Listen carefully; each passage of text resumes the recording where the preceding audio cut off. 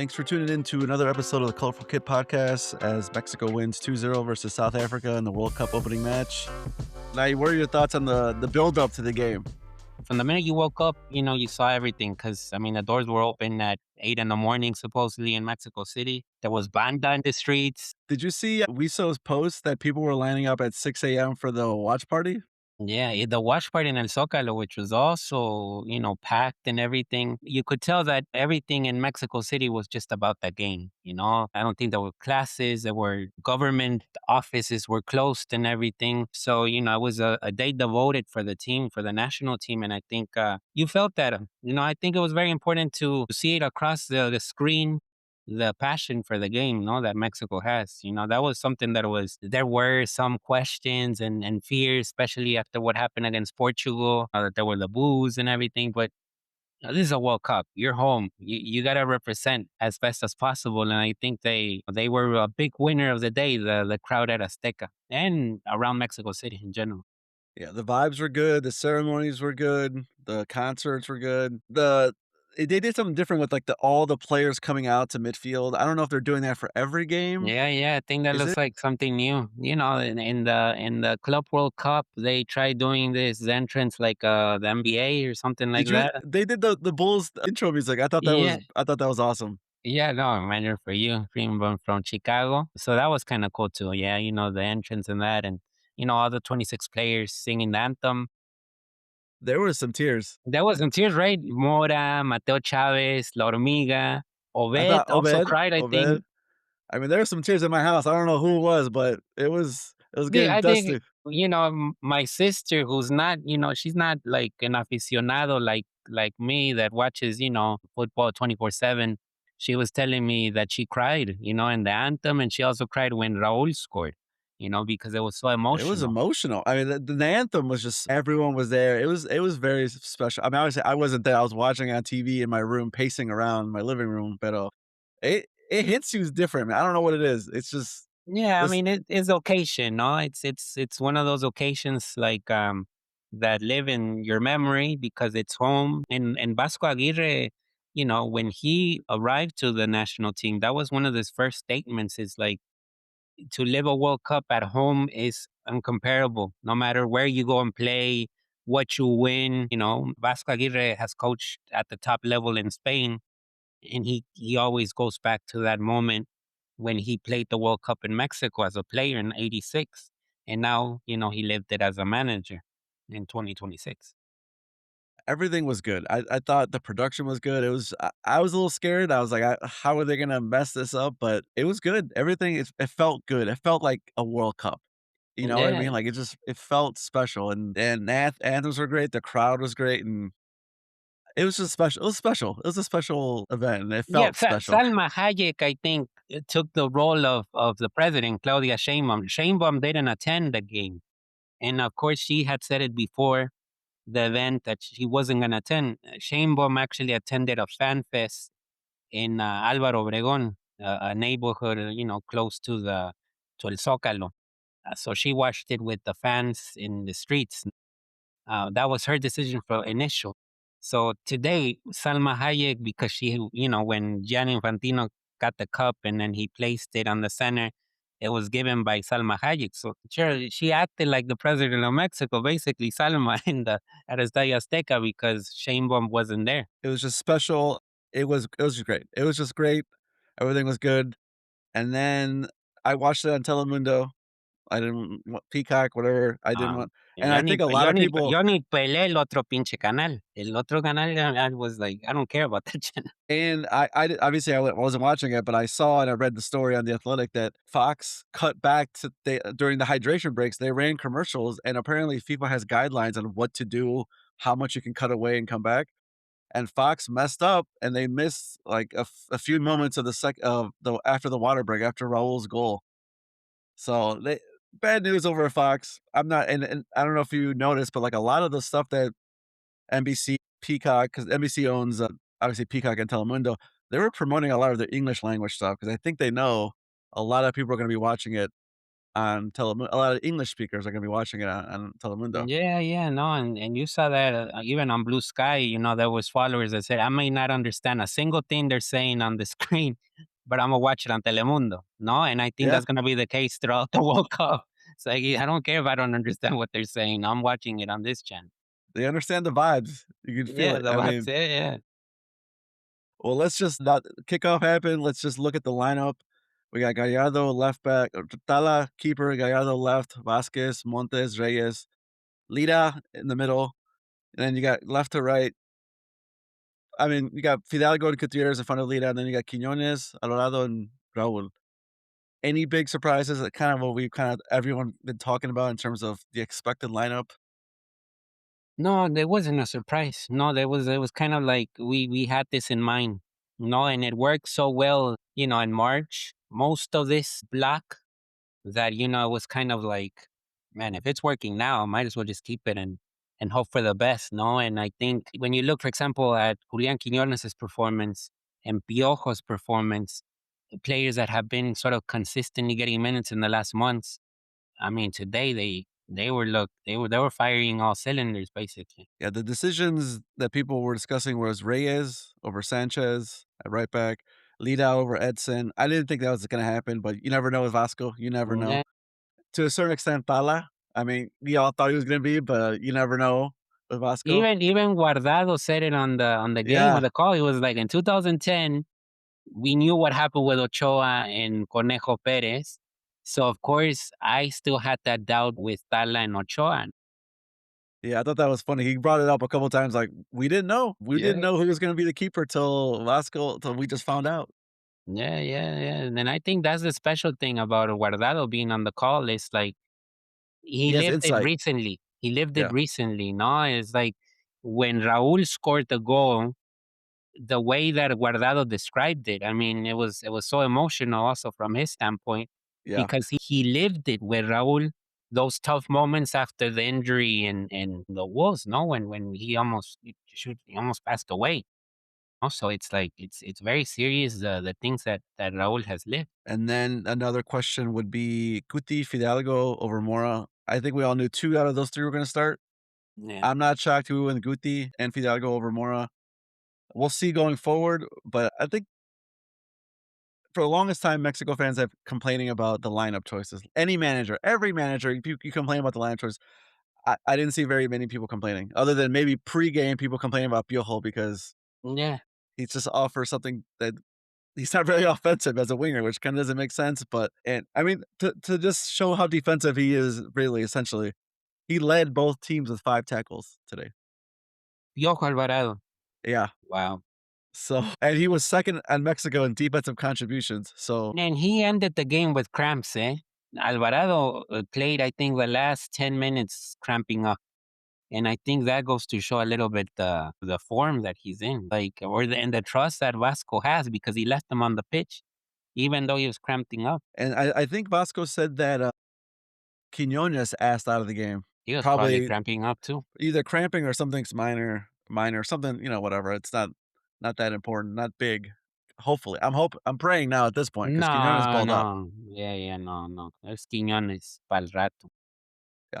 But I like the tactics. I know kind of Mexico kind of slowed down a little bit after that goal, but Yeah, that was one of my critiques in the piece that I wrote for Goal is that I thought that right after the goal, they didn't interpret that moment right, no, or maybe it was the pressure, maybe it was relief as well. I think they should have gone more for South Africa because South Africa was a little bit groggy, no, and I think like Vasco said in the presser, it did feel like the first half El Tri could have easily been 3 up, 3-0 up, no. So I think that's one of the critiques in the game. yeah, they didn't go for it, but at the same time, I understand, you Yeah, you know, wanna take care of the. you wanna take care and even, Piojo talked about it in his post-match interview. He said that, like, the intensity dropped a little bit after the 2nd goal, but no mistakes were made, so it was all good, so to speak, but Yeah. it was good. Well, let's just, standout players, Quiñones, anyone else stand out to you for today's game? Piojo Alvarado. No, I think like what you just said about the tackles. I mean, Yeah, that's not his role of being defensive, but I think he gives you so much, no? And I think the assist to Raul is important. That assist was great. It's I a mean, great ball. right there on the target. And whenever this is the thing about Piojo Alvarado, whenever he moves into the inner channels, not so much on the wing, that's when he feasts. I mean, I think he's very, very, smart with the ball, dribbling in those tight spaces. And I think that's where you see the best Piojo. I mean, when you see the Chivas games, there's a lot of movement inside with Piojo Alvarado, not so much on the wings because the wings are usually for Richie Ledesma on the right and Gonzalez on the left. He has that width in Chivas, and El Tri was different. No, today with Reyes, there was some initiative from his side, but Reyes is not Reyes is not Richie Ledesma. And then on the left, Gallardo, well, he's on the other side of the wing. So it's different. You know, if there was any doubts about why Piojo starts, those were, they were exploded out today. It's inconceivable to see an 11 of Aguirre without Piojo Alvarado. I think today that was certified. And, yep, he there was one point, and it wasn't like I think Mexico was up 1-0 at that point, where he was one-on-one on the wing, and he just shut that guy down, and Yeah. I was like, "Okay, that he's doing his And job." Lira, I think, celebrated that if it was a damn Yeah. goal. Lita, man, he Well, another especially standout, another standout. yeah, yeah, especially if you rewatch the goal before when the goalkeeper has the ball for South Africa, you can see Lita yelling at his forwards, yelling, I'm saying, like, pretty much telling them to push up and a mistake happens, but it comes from him pushing his teammates out of press. It remains to be seen with an opponent of a bigger caliber, and that, let's be honest, right now, if you, for example, put Lira against England, it is a bigger level, no? And you can say that it's above Belgium because Belgium was an excellent game for Lira. But England, I think it's above Belgium. And so in that Clase A game, I'm wondering if Elita still is sturdy and important by himself as a lone defensive midfielder. Does he need someone to help him right beside him? And that's when you think, okay, maybe against England, we need someone like Edson being right beside Lira so he doesn't get overwhelmed by what you have in front of you, which is, you got Jude Bellingham and you got other top midfielders, Declan Rice. That's where to tone down maybe the situation right now with Lira is like I'm intrigued to see how Lira looks against a Clase A type of opponent, no? But right now what we're seeing is pretty phenomenal. I mean, that's a good problem to have. We'll worry about that when we play them at the Azteca in a couple weeks. He was clean. He was just very good in his leadership, kinda just pushing the guys Yeah. on after Rangel had that mistake, and he's one of my quote unquote "lowlights," but, like, he went up to him right after that mistake and said, "Hey, keep pushing. We need you to keep going." Like, he was good. He exceeded all my expectations today. Yeah, yeah. And then another one, we talked about it early in the podcast or before the podcast. Brian Gutierrez's game, I think, has to be sort of mentioned what he brings to the table. It was interesting to see him drift on the wing sometimes, but sometimes he was in the center. He was and trying to open space, to Quiñones and Raúl. You I know, think him and Quiñones just do really well together yeah, when they're on yeah. the There's field at the same there's a time. good They do understanding. really good interplay because each one of them can play on the wings, but they probably both like to play central, but they do a good job of mixing back and forth, and they find each other in space all the time. Yeah, I mean, there's good chemistry there. No, no, no, that's a good point. And I think that makes stuff easier for Raúl Jimenez. No, Raúl needs to be patient because opportunities will arrive. No, and today he had that first one that Israel Reyes sent. Maybe the ball bounced funny, but it was a good opportunity. And then the one he scored. No, so that's two clear opportunities he had. And as we know, in the top level, you got to make one of those. No, he also had the free kick that wasn't so well executed, but that's three good chances for Raul. And he was able to capitalize on one of them. And the thing with, having Quinones and Gutierrez kinda create more for Raul, Raul doesn't have to be dropping the midfield to touch the ball like he did last summer. Yeah. Or if he wasn't dropping 50 yards away from the goal to touch the ball, that man would not get the ball at all. Yeah, yeah, no, and you know, when you have a player like Brian Gutierrez and Quiñones, is you have stamina. I mean, you got players that are not afraid to for those long runs, no, and you know those battles with the defender on seeing who arrives first to the ball. I think you really have two players that are very vertical oriented, and Quiñones and Brian, which perhaps, for example, Alexis Vega doesn't offer you anymore.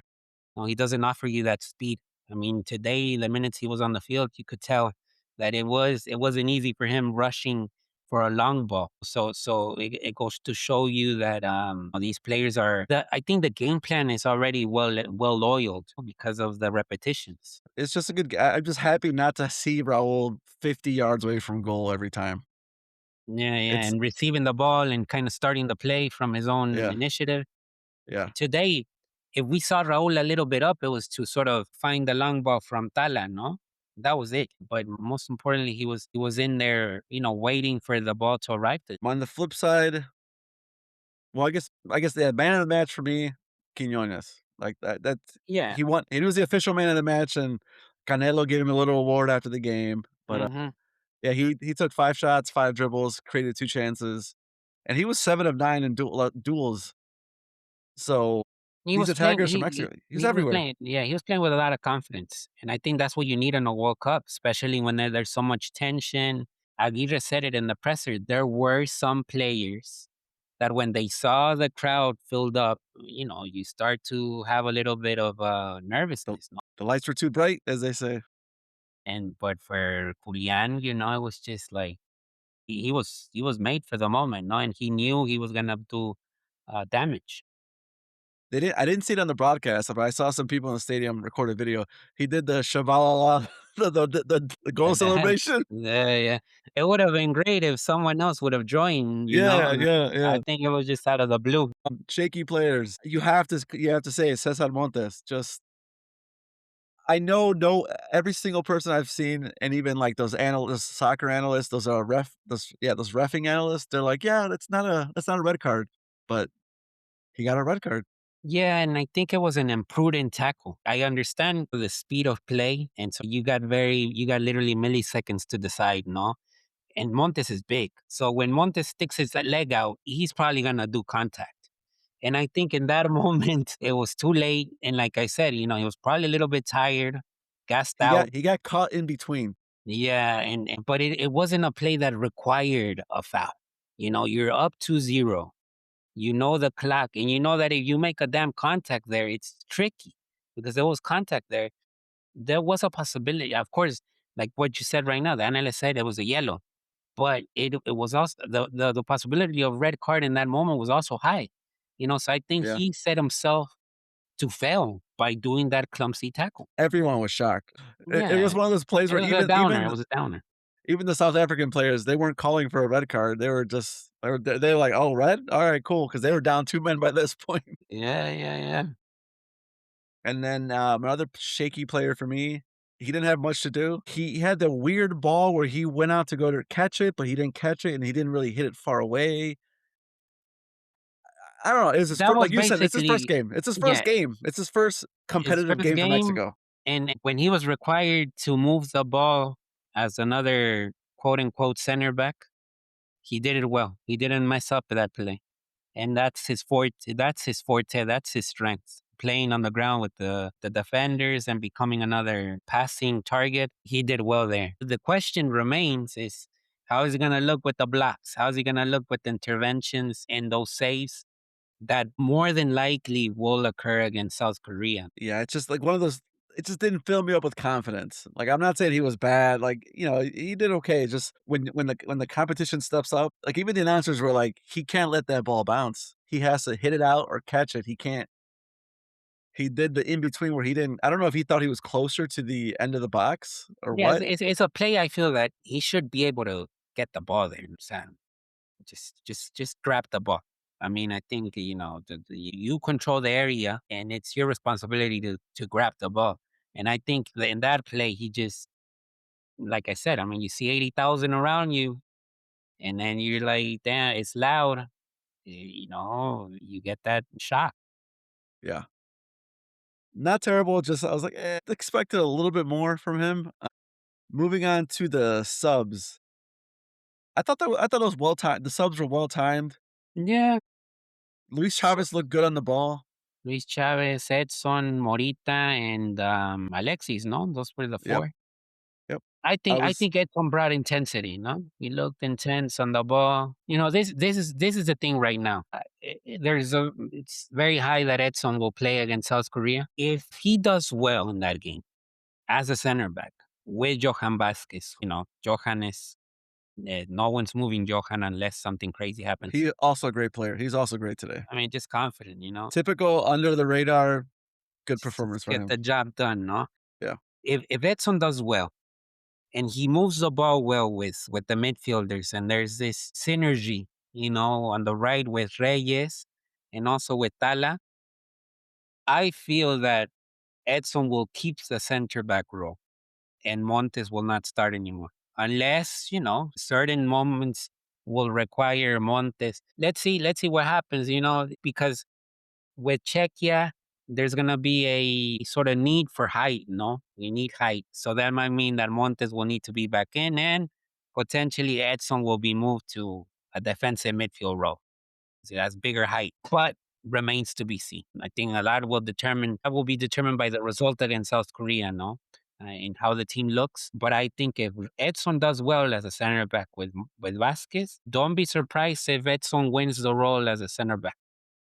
And at least he's played center back in this cycle the last especially in the last couple of friendlies. Like he has seen Yeah, exactly.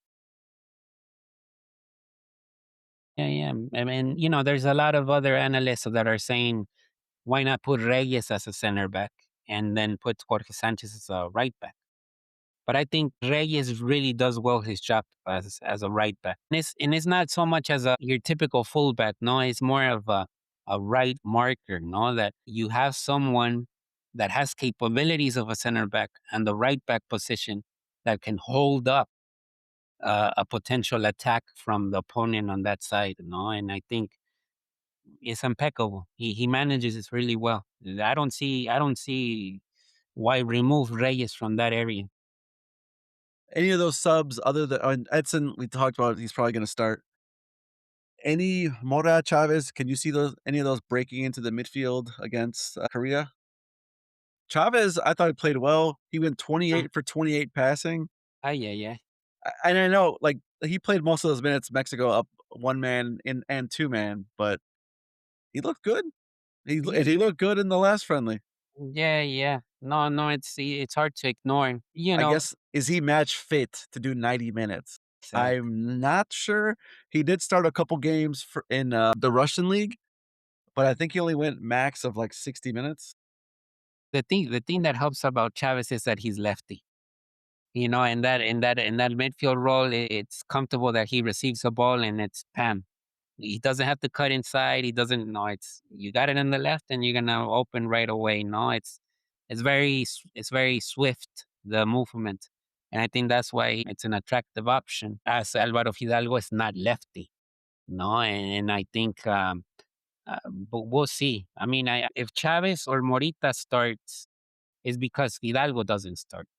I mean, that's how it's looking right now. I don't think, because there's other chances to remove Brian Gutierrez, but I just think Brian offers so, like what we're talking earlier with Quinones. I mean, that chemistry you can't. You need some attacking spark, and that attacking spark of Quinones and Brian is just keeps growing and growing. Yeah, they just always find each other.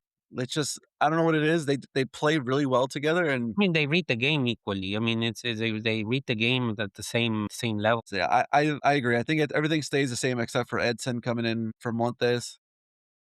If anything, that just means that Gutierrez and Fidalgo are on a shorter leash next time. Yeah. Before the World Cup started, I wrote about the possibility of Ochoa starting in Guadalajara, no? Because Ochoa is from Guadalajara, that's his hometown. It would officially, 6 World Cups, in play. But I don't know if Aguirre will do that. I think if had Mexico won today 4-5-0, that would have given him a better cushion and sort of like, okay, we got this big win, so that means I can do something crazy and giving Ochoa a start in Guadalajara, no? But I think because it was a 2-0 and, it still left some asterisks, I think he'll keep Tala. And can you imagine if Ochoa comes in and has a bad game and then it's just like, I don't know, I wouldn't mess with the goalkeeper. Managers who play multiple goalies at a World Cup, I will never understand other than due to injury or red card. I just O esa locura de Van Gaal, ¿no? To put a goalkeeper specifically for penalty kicks, which did work for him in 2014. but I think that's different. Like, that's just penalty kicks. It's not like he subbed him in with for extra time, you know? Yeah, yeah, yeah. He subbed him in with what, 1 minute left and then just right before the game ended? Yeah. One wrinkle that I think it's gonna play a bigger role than we think is those hydration breaks. It's like in basketball, you get a timeout. You just I think the team that makes those best adjustments, because like, someone made a joke and it makes sense. It's like those hydration breaks pretty much break the game up into 4 quarters. Yeah, and it's part of the evolution of the game, no? I'm not such a big fan. I mean, I understand hydration breaks if it's damn hot, and it's required, no, for the well-being of the footballer. But if it's like, for example, in SoFi Stadium And tomorrow a dome? in a dome, there's no point of hydration break, and it does affect a little bit the flow of the game because Mexico scored in the ninth minute. The break happens and it slowed down a little bit more. There's this chit chat, and sometimes Or you in don't the need. second goal, Raul scored, and then they went straight into the break. Luego llega el tercero, so it's like Yeah, those little things. yeah. Well, looking ahead, I think like we talked about, same lineup. Korea plays Czechia here in like an hour. I'm trying to decide what result I want. I don't know what to root for. Draw, A draw, you draw, think? or a Korea win. I think if Korea wins, Yeah, then they kind of settle. And I think it was. This is the thing. The because coach half of of the 3rd place teams make it, right? Yeah. So Yeah, Hugo Bros from the coach of South Africa said it yesterday. It's like if we win one match, we have a good shot of making it out of the group stage. And I would say right now, the South Africa coach must go to sleep very happy. Yeah, they got two red cards, but they lost 2-0.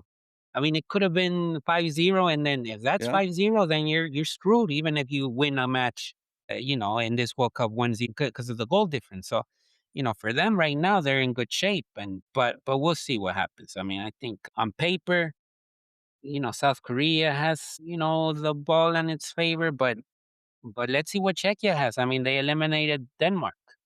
They're here because they eliminated Denmark. So they must have some. Well, you wrote something for goal.com, right? Yeah, After the yeah, game? yeah. So was it your player ratings? It was the winners and losers piece, and so I had to pick winners and three losers. No, and winners, Lian Quiñones, the Estadio Azteca crowd. El otro winner was Piojo Alvarado. South Africa's red card, Cesar Montes' a mishap. And then the third one was the third loser was that idea that after the first goal, I felt Mexico should have Mexico slowing scored down. another one. Yeah. Yeah, they slowed down a bit. Great game. I think the biggest thing is that it brought over the fans. Like, gave you some hope, like, we could do something this World Cup. Whereas before, yeah, maybe, but now it's like, "Oh, hey, we won a game. We didn't," like, it's some hope. Yeah, no, it was galvanizing the crowd, and I think that now that they're going to Guadalajara, which is another venue, I think it's important to sort of maintain the same impetus and sort of drive. It's a week of preparation, bro. I mean, they literally play in a week, Yeah, like, which is the which is whole which is crazy to think. I think the schedule with the week in between, it takes away the advantage that, like, the really good teams have. 'Cause let's just call it what it is. Mexico, I'm not saying Mexico can compete with any country top 11, but they sure as hell can't the second 11, you know? Nah. Whereas so, like, Mexico has a chance to recover during these and they can play the same lineup. They can play the same lineup because it's not like, "Hey, we have a game in 3 days." Yeah, I mean, and if you think about it, tomorrow is Friday, so it's recovery. I'm pretty sure that they'll have free Sunday. Sunday will be a free day. They'll probably chill with the family, and then they'll report back on Monday, maybe afternoon, and then that's when it starts. No, Tuesday is top training session, and then Wednesday it's already -1. And I don't think This they do conference. much. Yeah, yeah, they're flying to. Yeah, I wonder when they're traveling. Is they're traveling Wednesday or Tuesday to Guadalajara? I think I heard Tuesday. Well, until next time, thanks for listening, and yeah, let's get another 3 points.